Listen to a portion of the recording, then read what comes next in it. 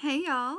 So we are going to be taking a look at Litha and Talamis season, July and August ahead. So with Litha, right, we're coming out of summer solstice on June 21st, and we are sitting within the watery well of our own emotional cores during this time. This is very much about self-reflection, right? If you think about it, in the northern hemisphere, we are in a time of Litha, which is very watery and really sitting with our emotions.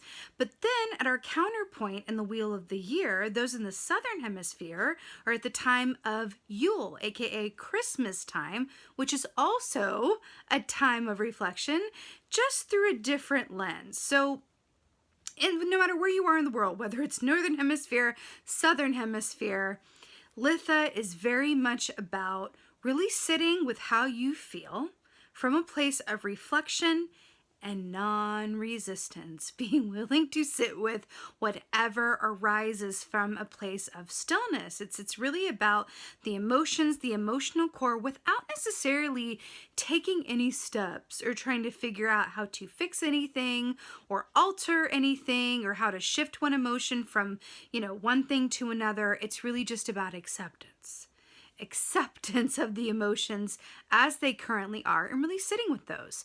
Sometimes doing so can lead to questions, right?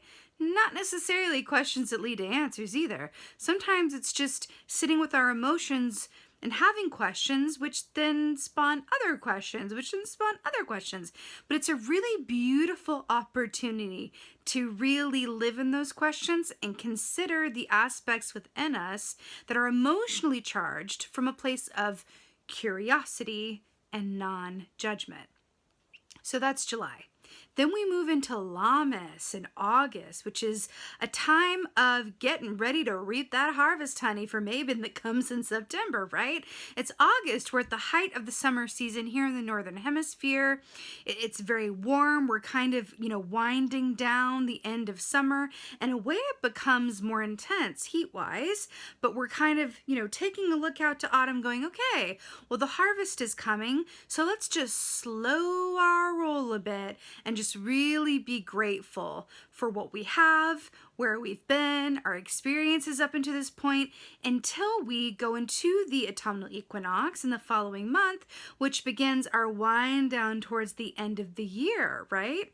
And remember, this is around the time where we're getting ready and gearing up for the days to begin to shorten in length in a really noticeable way. So it's interesting around that time of equinox and going into the autumn time that in August, it's sort of like one last abundant hurrah, where we're going, yes, like this is wonderful. This is where there's plenty of fruit, there's plenty of veg, there's plenty of food.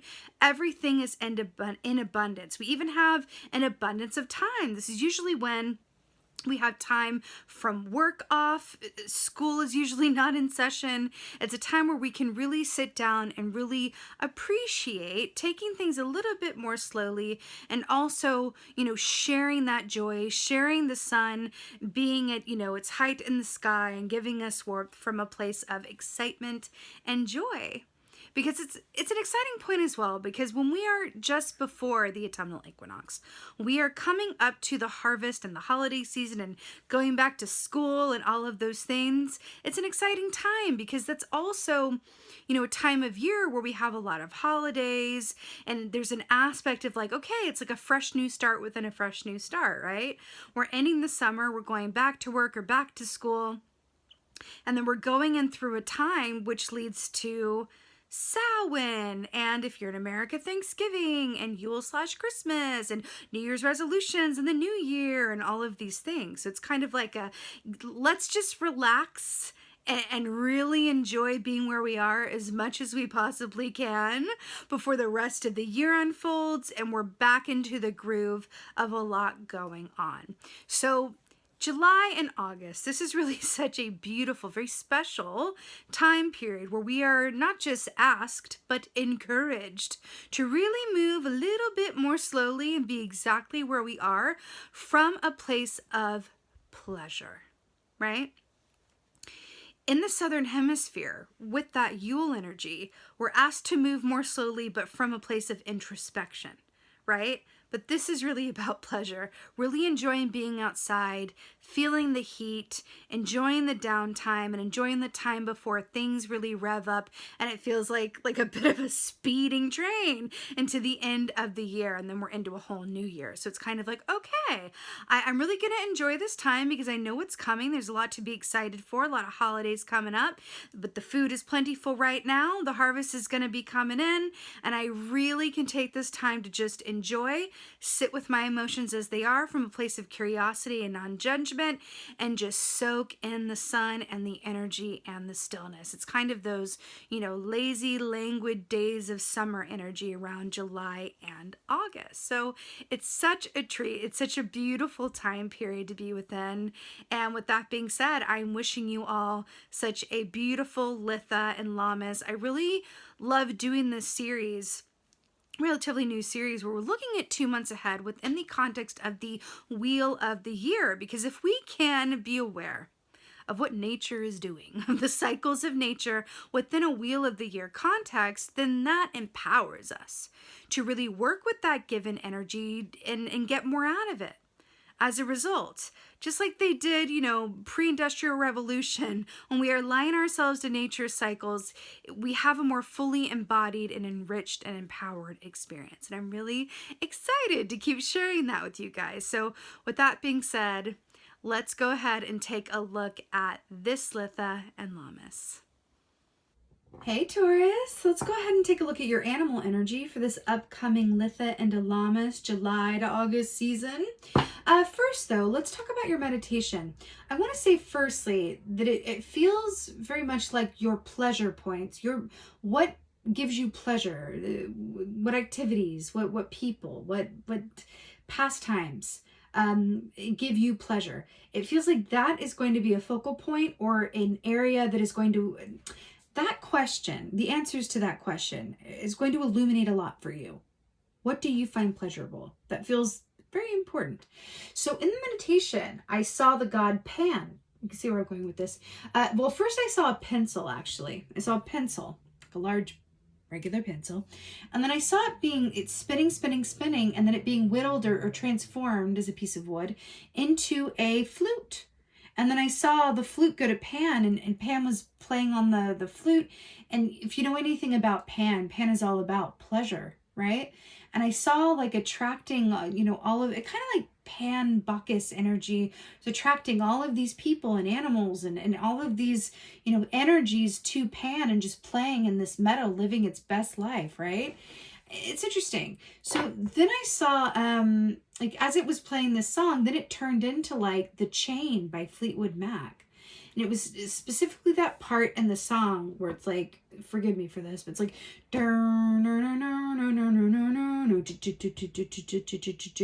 it's when the song speeds up.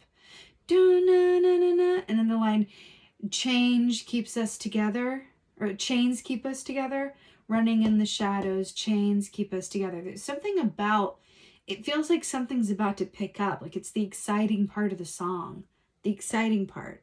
That's what it feels like. It's interesting. And then I saw the words for your pleasure. So that's where I get that from. It really feels like your pleasure is going to be very illuminating for you. What do I find pleasurable? With whom do I find pleasure? What thoughts do I find pleasurable? What activities do I find pleasurable?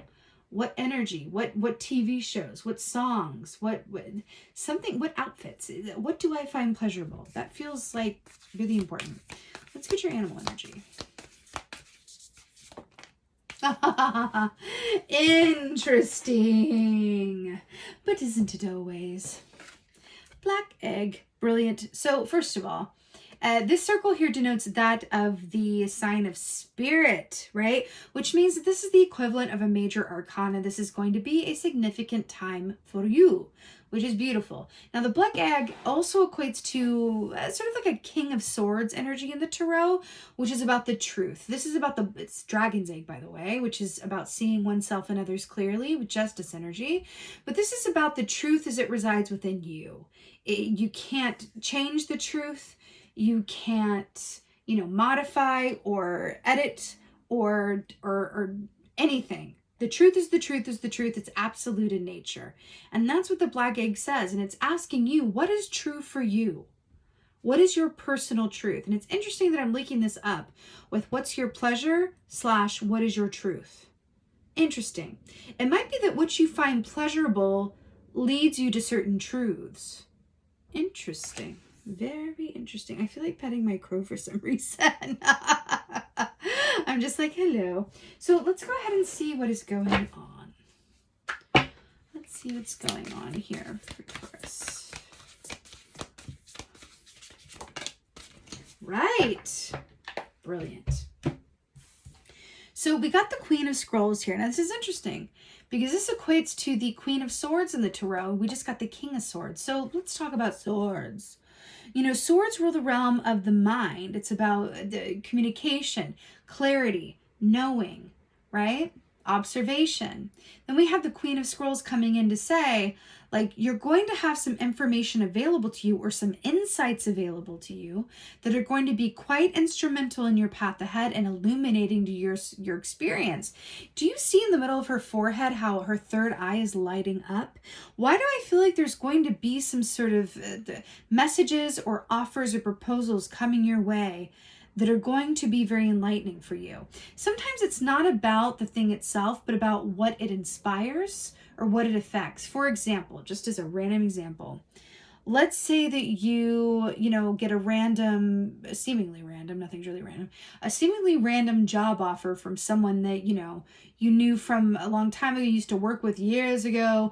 You get this random job offer and it's for some reason it's not right for you at this exact time. You can't make the dates work. You can't make the, let's say it's located in a completely other part of the world, so it's not right for you, but the offer itself is very illuminating because you realize that it excites you in a way that you haven't felt in a while. So you're like, well, it's not this job, but the thought of changing jobs, the thought of doing something like this is very exciting. The thought gives me pleasure. That's very illuminating. Things like that. I feel like the universe is going to be bringing things that illuminate you around, your path ahead, and it's going to be through your pleasure points or the pleasure perspective. That's what it feels like. The pleasure perspective. Ooh. Right. Reflection indeed. So this is beautiful. This is very much about how the moon, right, is about psychic ability. It's about the unknown. It's about, embracing and living in the questions. Reflection is very much about considering what is important to you and how are you doing in relationship to what really matters, right? If you were to pass from this earth tomorrow, how would you feel about, either what you leave behind or where you are? And sometimes the best barometer of that to say is, how much am I enjoying my life? Because we'll never get everything done. There's always going to be things left to do. But the best barometer of how aligned we are with our soul purpose is, how much am I enjoying my life? Now, life can be difficult. This is the school of life. We're here to evolve as souls. So there's going to be some challenges within that goal. But really, ultimately, at our heart center, are we enjoying our lives? How much of your life do you find pleasurable? From a feeling perspective, right? It's going to be some big questions and thought-provoking, ideas and revelations that come to you during this time, especially with this black egg of the truth. You're being asked, what is your truth? Right? I'm taking that song. They're telling me to take that song at the top, literally, with the meditation. There could be some songs or a song that is very... It's going to hit you kind of like lightning. It's just like, whoa, like it illuminates something for you, or it's very, there's the timing of a song placement or when it plays a significant song, or there's a lyric, something about music is coming through for you in a really big way. Okay. Right. Right. What a note to end on. The Oracle of Delphi. Wow. So this is about being directly connected to your intuition. We've been talking about that, right? But this is about messages from the divine, right? You know, the Oracle of Delphi was someone who wasn't allowed, or they were more than one, but they were ladies, right? Who were not allowed to live with the rest of the community.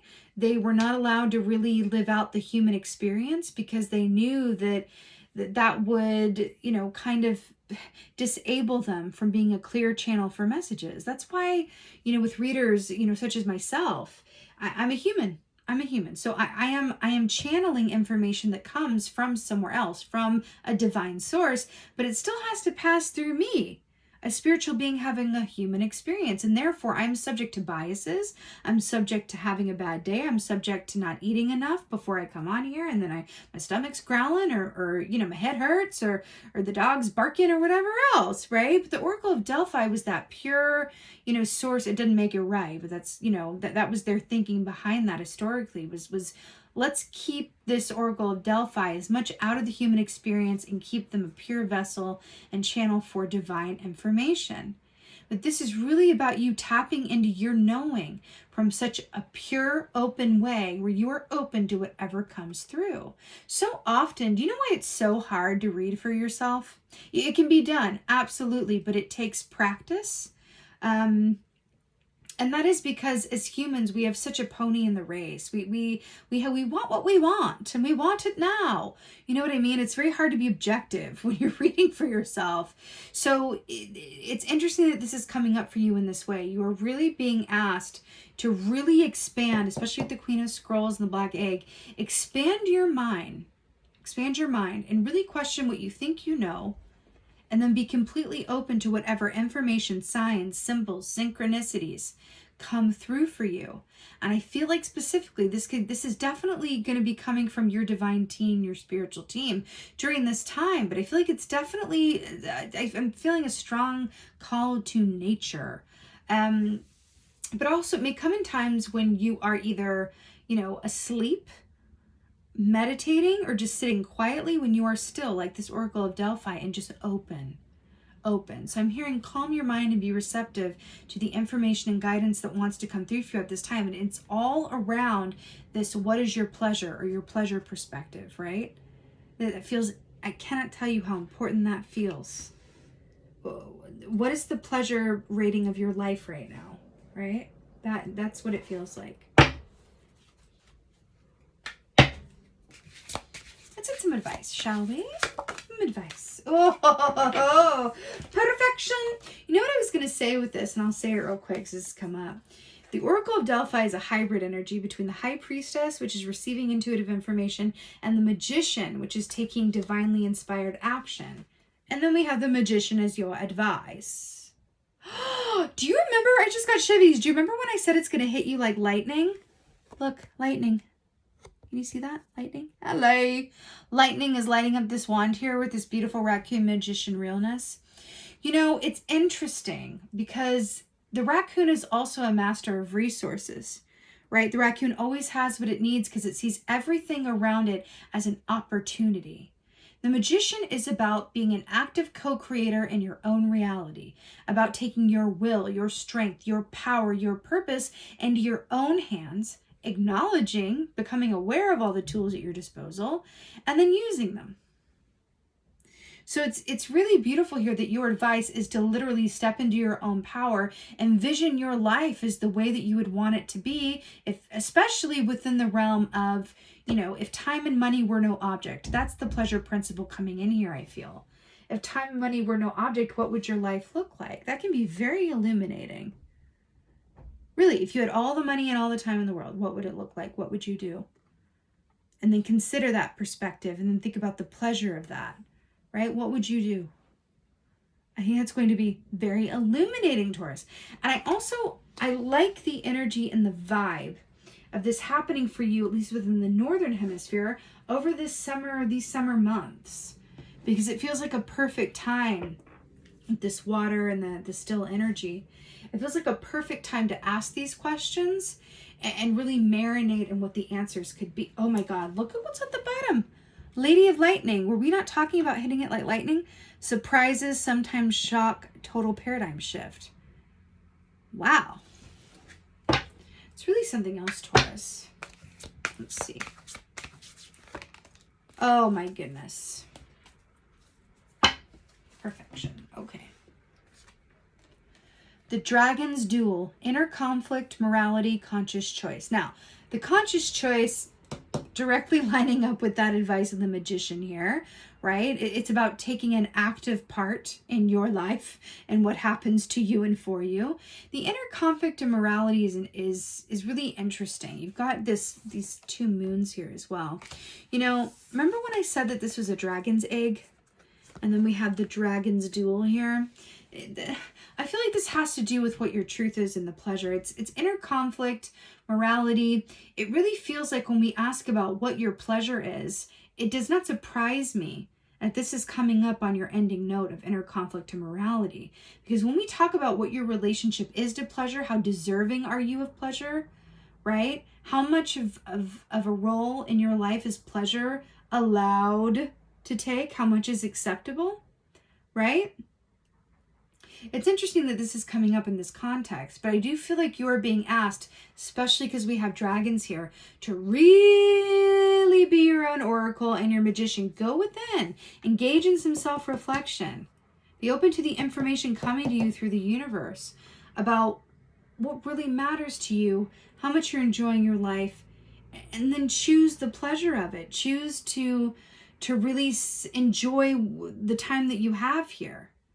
Right? Is what it feels like. It feels like you're really being asked to take an active role with this and really allow for some inspiration that is going to lead to some major shifts, right? Because let me let you in on a little something. While this is the school of life and we are here to grow and evolve as souls, like I said, we're also here to enjoy life as well. And how is that going? That's a really good question to really ponder as we, go to the lake over the summer or do what we're doing, right? Be in nature, especially. It feels really, really pertinent. I feel like these questions, being willing to ask these questions, Taurus, is going to be a major vehicle for some very welcome change and some shifts in dynamic in your reality that are going to ultimately lead to a betterment of your experience, right? Again, it's about that pleasure principle. It's really, really beautiful. Maybe even listen to the lyrics of that Fleetwood Mac song. That's what it feels like. Yeah, there's something about that song. I'm sending you so much love and many, many blessings. I so hope that this helps and resonates. If so, please do let me know in the comments below. I absolutely love reading your comments. And please like, share, and subscribe. I would so appreciate that. And with that being said, just thank you. Thank you so, so much for being here. And most of all, and as always, just thank you for being you. And be well. Until next time.